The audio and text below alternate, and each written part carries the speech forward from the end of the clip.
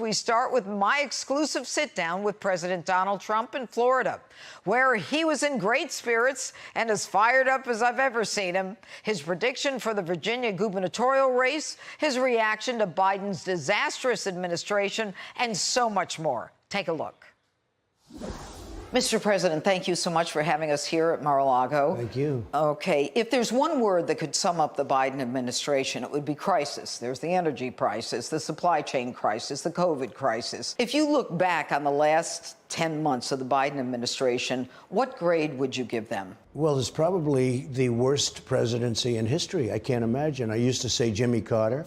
Not a big fan of Bush getting us into the Middle East, to be honest with you. I think this is, though, the worst in the history of our country. If you look at Afghanistan and that horrible thing that happened to our nation with these young people being killed, and by the way, so badly injured, we have over 20, no arms, no legs, nobody ever talks about them. And then to leave $85 billion worth of the best military equipment, brand new, much of it brand new, better than what we have, right out of the box.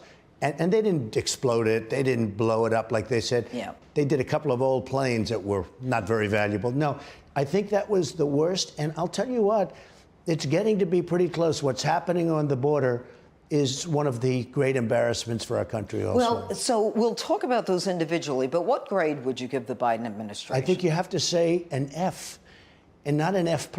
It would be an F. It's a failed administration. It's a disaster. I've never seen anything like it. And by the way, I wish he'd do well. You know, I love the country more than I love anything. Family, God, country, you know, we have to take care of our country. I would love to see him do well.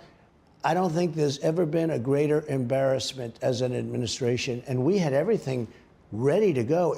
We handed him on a plate. Whether it was the border or Afghanistan, we were getting out, but we were going to get out with great dignity and strength. Well, you know, Joe Biden was sold to us as a guy who understood foreign relations. He was a United States Senator for 36 years. He was on the Foreign Relations Committee. He was a vice president for 8 years. He was sold to us as a guy who understood foreign relations. Well, his own Secretary of State, Gates, said very strongly he never made a correct decision in his life. Now, that was made numerous times by numerous people, but it was made even recently by Gates and others that worked with him.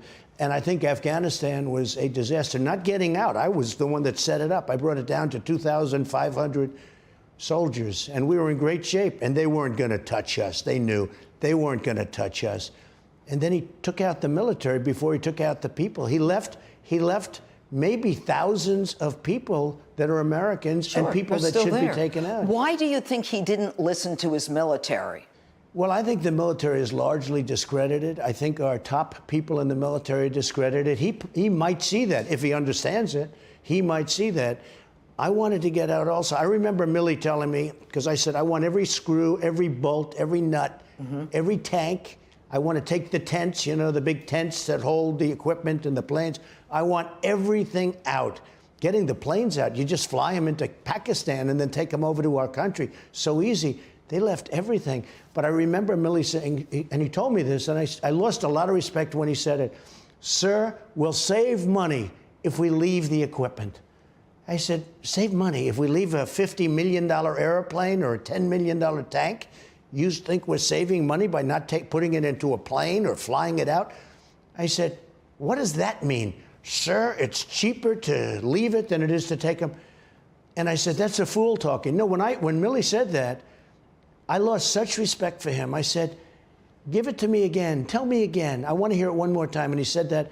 I really lost a lot of respect for him. Olá pessoal, tudo bem? Aqui é o Tradutor. Eu tô passando para te avisar que eu tô numa campanha para conseguir pelo menos mais 9 apoiadores até o final do ano.